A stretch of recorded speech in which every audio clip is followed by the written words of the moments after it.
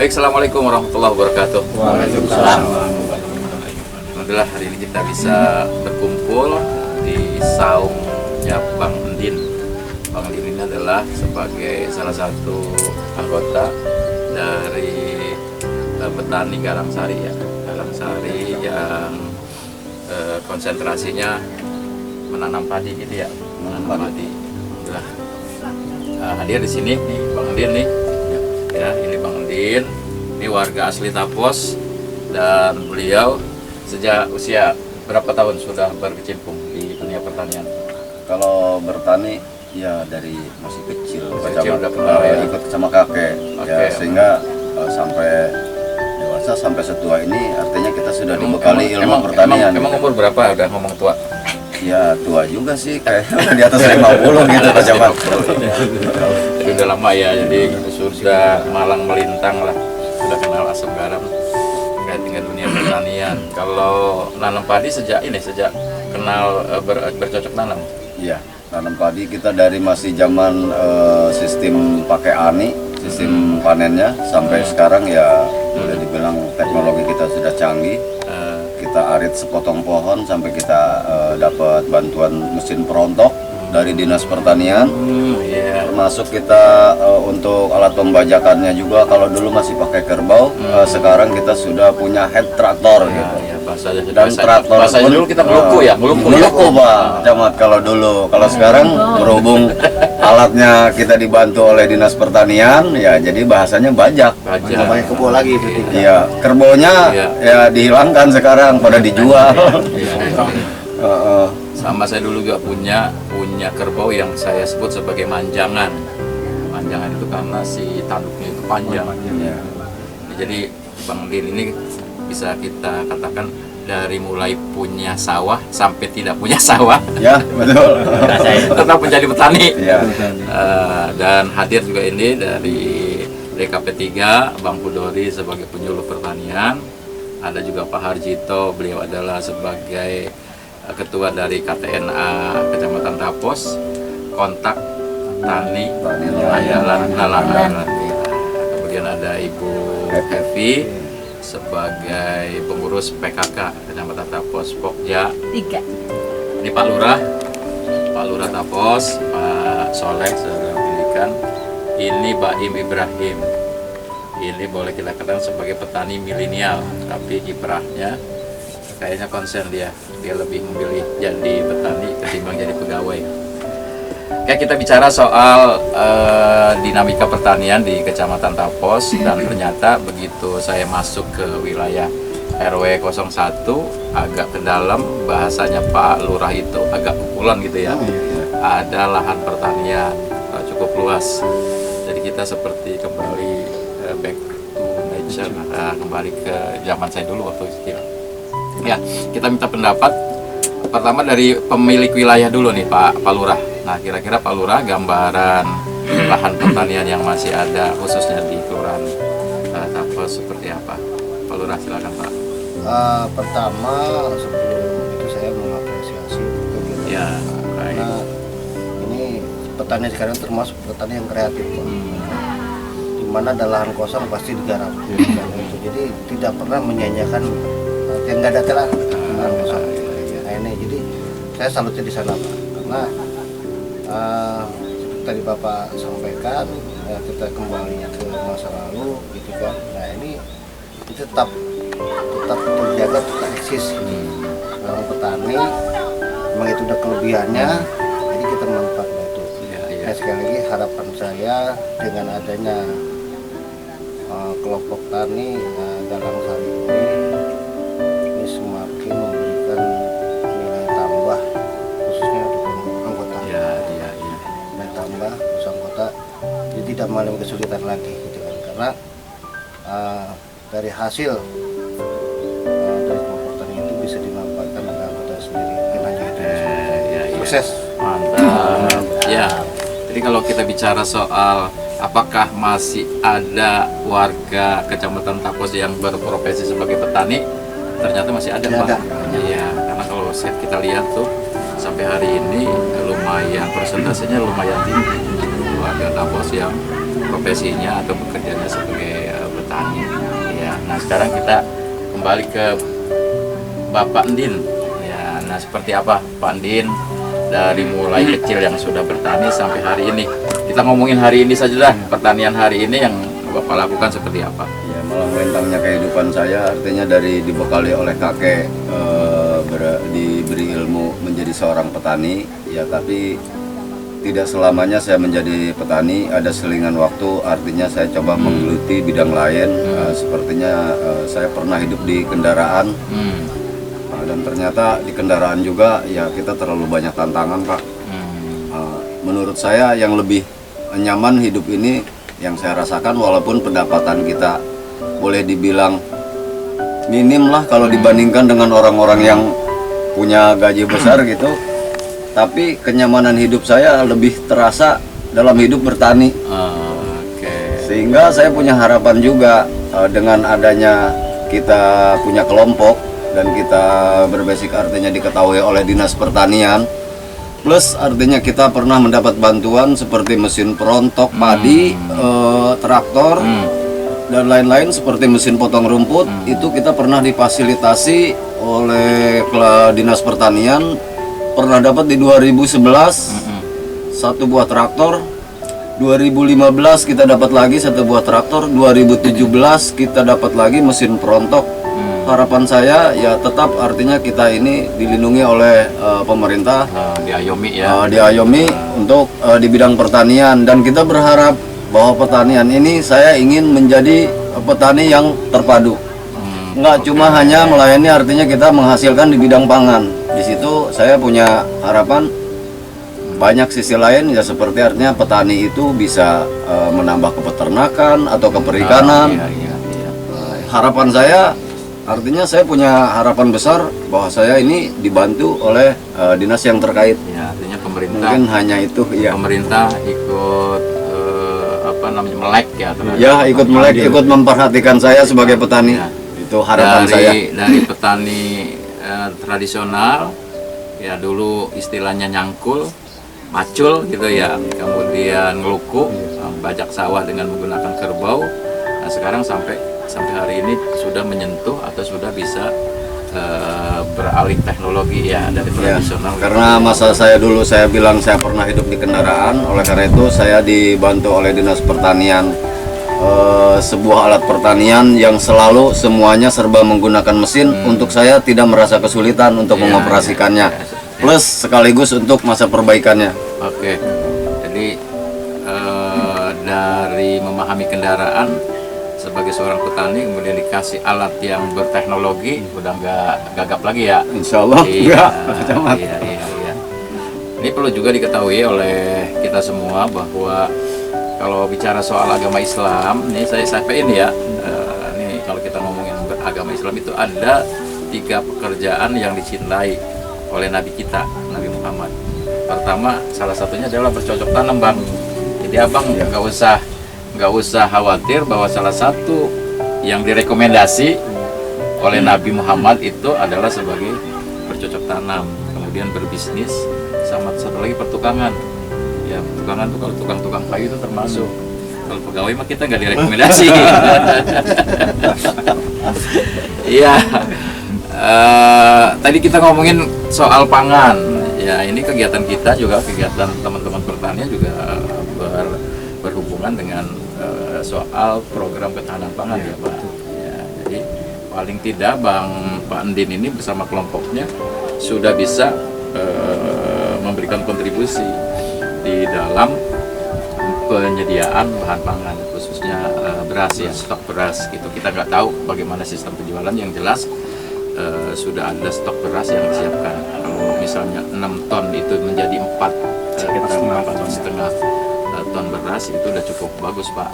Iya, makasih. Sekarang kita bicara ke Bang Baim. Ya, kalau usia kan agak usia berapa Im sekarang Im?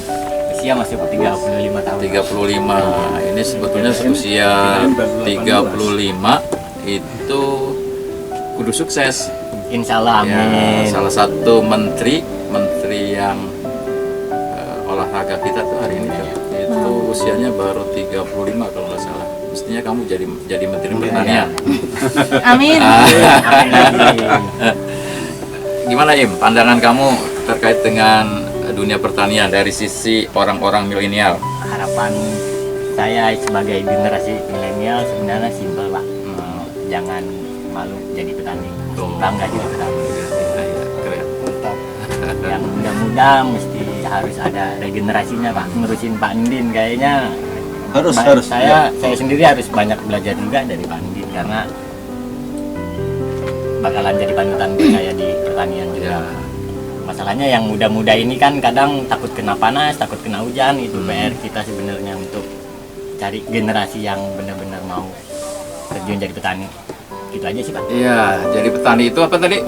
Jangan malu Jadi jadi bangga jadi petani, petani. kudu bangga jadi petani. Karena nilai duitnya 50.000 ya hijau-hijau juga kan. Iya. 100.000 merah-merah juga kan. Iya. Nah, ini ada motivasi dari petani milenial bahwa memilih profesi menjadi petani jangan malu, bahkan kudu menjadi kebanggaan.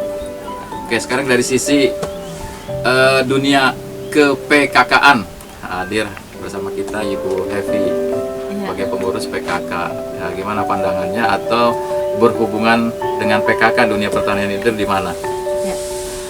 Saya rasa bagus sekali Pak ya. Ya. Saya sangat takjub hari ini ternyata masih ada petani di lingkungan perkotaan. Khususnya di wilayah kami, wilayah Tapos. Sesuai dengan program kerja PKK itu adalah untuk pangan ya. Ada pangan, ada sandang, ada perumahan. Nah, kebetulan di pangan ini kita awalnya khawatir Pak, makanya kita ada program diversifikasi pangan. Jadi setiap ada kegiatan PKK lomba, kita dituntut untuk bisa mengolah karbohidrat selain beras. Nah, ternyata kekhawatiran itu di sini nggak masalah ya, karena beras masih banyak. Tidak beralasan ya? Nah, tidak beralasan. Tapi kemungkinan besar kalau nggak ada Pak Andin lagi, nah itu kemungkinan besar kita nggak bisa konsumsi beras dari wilayah kita. Mungkin bisa impor dari luar negeri yang kita nggak tahu komposisinya atau keamanan pangannya. Karena di sini kita ada program B2SA, namanya beragam, bergizi, seimbang dan aman. Nah, amannya itu kita nggak bisa jamin kalau bukan dari petani langsung. Oke. Tapi ini juga Bu, Bang Dinnya ada, lahannya nggak ada, gimana tuh? Nah, jadi kedua-duanya harus ada. Orang seperti Bang Din harus ada, ya, kemudian lahan juga ada. lahan, Nah, itu jadi lahan harus ada. jadi masalah ya di perkotaan. Begini kan kita gini, ketika lahan nggak ada, maka kemudian ada program P2L. Kita P2L itu kan memanfaatkan pekarangan. Halaman ya, ada program juga di bisa, PKK, cuman Pak. itu harus didalami, artinya harus concern gitu. Orang biasanya kan saya aja berpikir kalau bertani ya di sawah kan, gitu ya, nanam padi, atau kita menanam di lahan-lahan yang space-nya cukup luas gitu. Nah, di Itu PKK juga ada Pak, kita program Aku Hatinya PKK. Jadi memanfaatkan halaman rumah untuk ditanamin 5 komponen hatinya PKK. Ada lumbung hidup, salah satunya ini pangan pokok, terus ada warung hidup, sayur mayur, ada toga, tanaman obat untuk keluarga. Minimal kita kena minyak goreng bisa oles pakai lidah buaya. Ada satu lagi tanaman bang hidup. Bang hidup itu buah-buahan, karena kan hasilnya nggak hanya cukup dimakan sendiri, kan berlebih, bisa dijual, ditabung uangnya. Iya, jadi di PKK juga ngomongin gitu Pak. Jadi nyambung ya Pak Andin ya. Ngomongin Bapak Pak. Iya, baik. Kita lanjut nih sekarang pandangan dari Ketua Kontak Tani Nelayan Andalan, Pak Harjito. Ya, beliau sebagai Ketua KTNA Kecamatan Tapos.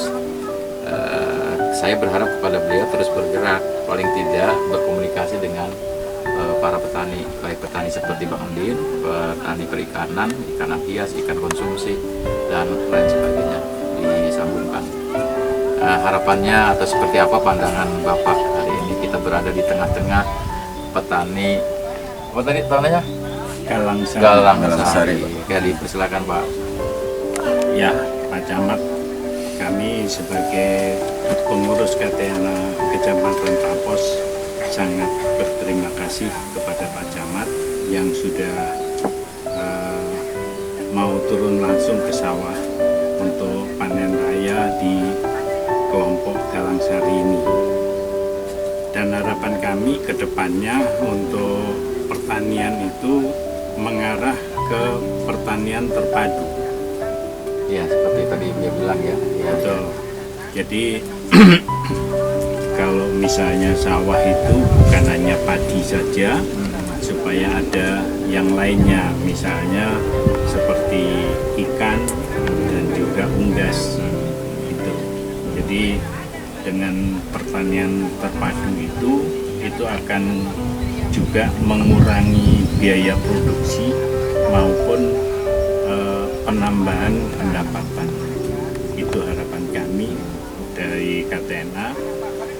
Semoga ke depan juga Pak Camat masih tetap untuk membantu kami para petani agar bisa lebih maju lagi. Oke.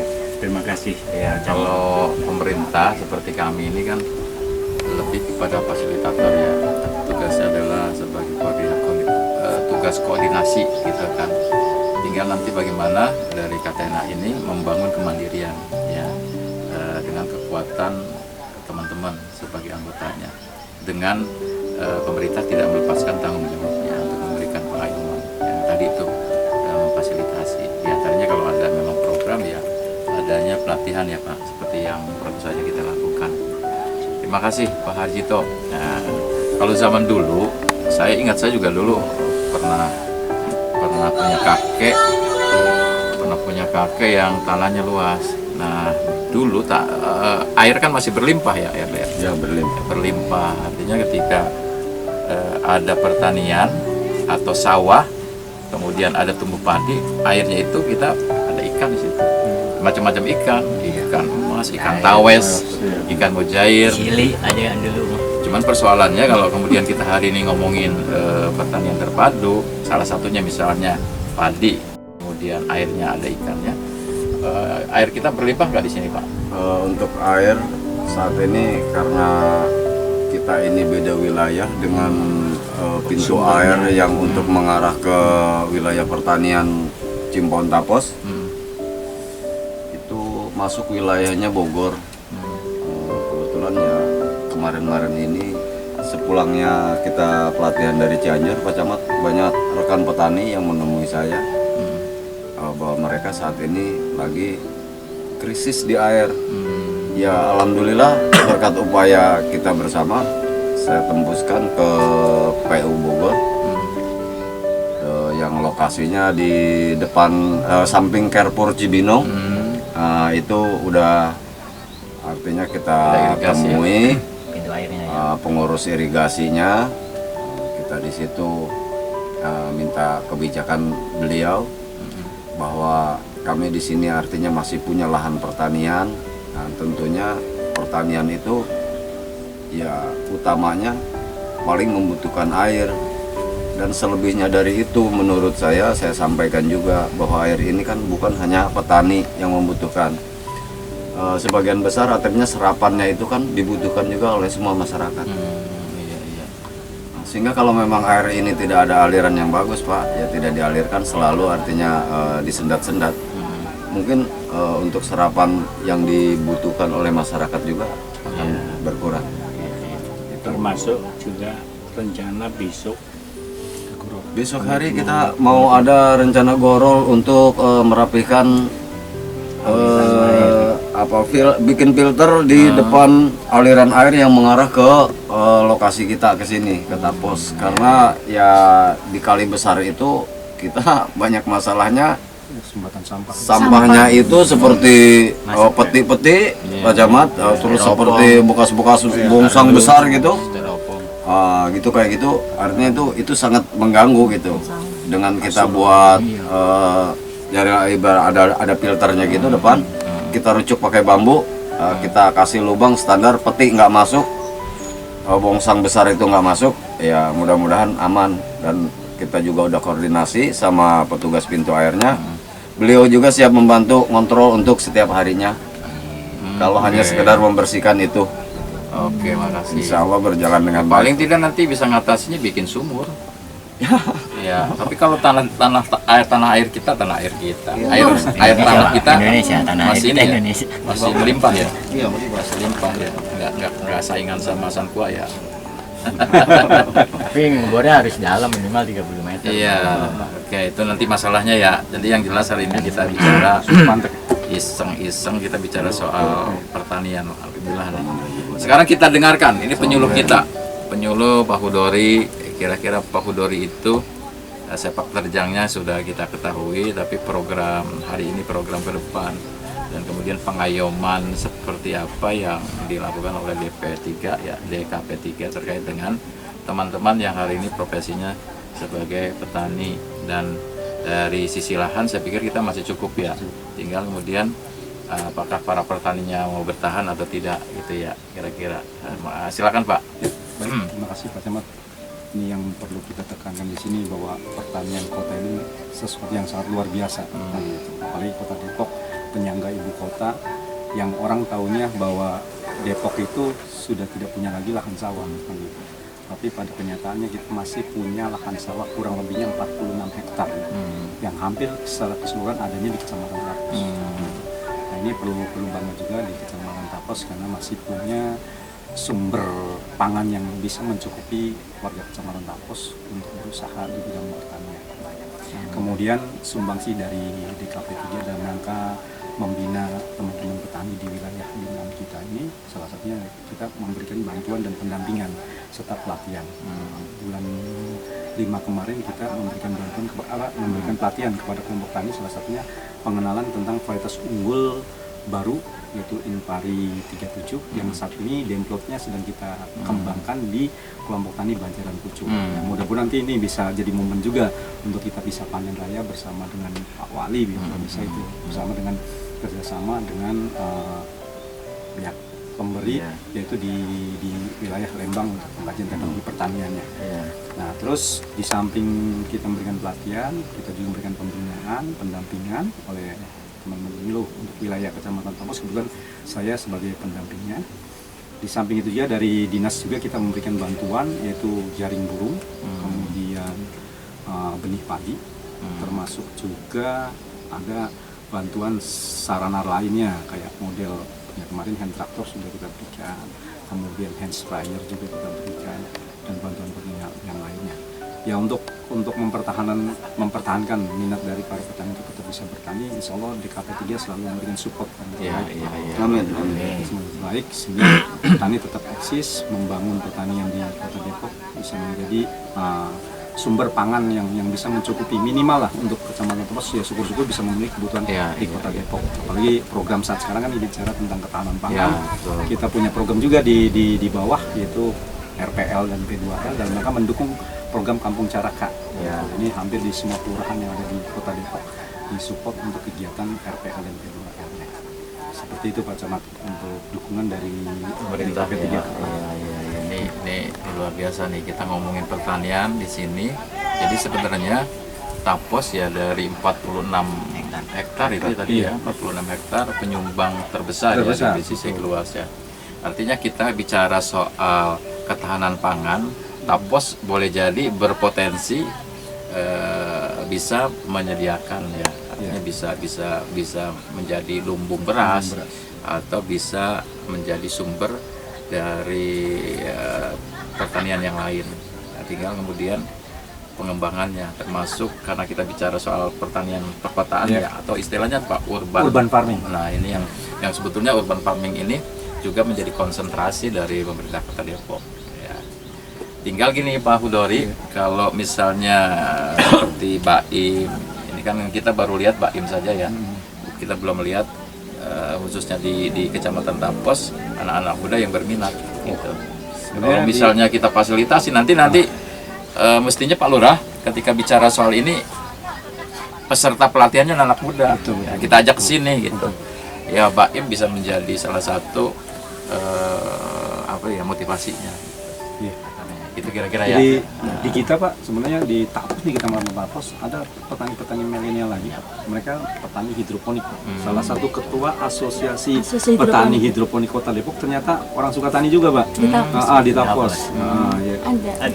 Betul, di Tapos. Nanti kita saya temuin lagi. Betul Pak, itu di kita di asosiasi petani hidroponik ini rata-rata hampir semua anak-anak muda. Makanya kita support nih teman-teman anak-anak muda untuk bisa eksis dalam membangun pertanian. Apalagi kita bicaranya kalau sudah bicara tentang anak muda, bicara tentang teknologi, adopsi teknologi ini sangat luar biasa nih Pak.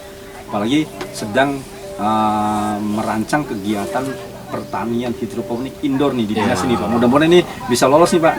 Kita sedang mengajukan di provinsi, nah, itu untuk pertanian indoornya. Jadi kita nggak hanya mengandalkan pertanian dengan di luar mengandalkan sinar matahari, kita juga bisa mengandalkan pertanian itu di dalam yang memang syarat dengan teknologi yang kita kembangkan nantinya, penggunaan sinar ultraviolet nantinya.